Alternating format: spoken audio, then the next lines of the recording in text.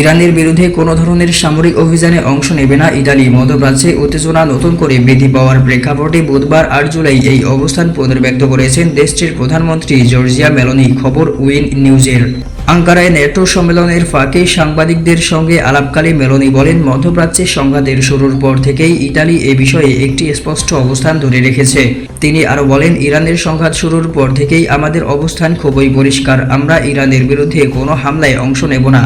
ইতালির সংবাদ মাধ্যম ও সংশ্লিষ্ট সূত্র জানায়, সামরিক সম্পৃক্ততা থেকে দূরে থাকার নীতি গ্রহণ করেছে রোম। এর আগে গত মার্চ মাসে মধ্যপ্রাচ্যগামী একটি মার্কিন সামরিক বিমানকে সিসিলির সিগোনেলা বিমান ঘাঁটিতে অবতরণের অনুমতি দেয়নি ইতালি। মার্কিন বিমানকে ঘাঁটি ব্যবহারে বাধা দেওয়ার মাধ্যমে সংকটে জড়াতে অনীহার বিষয়টি তখনই স্পষ্ট করেছিল দেশটি।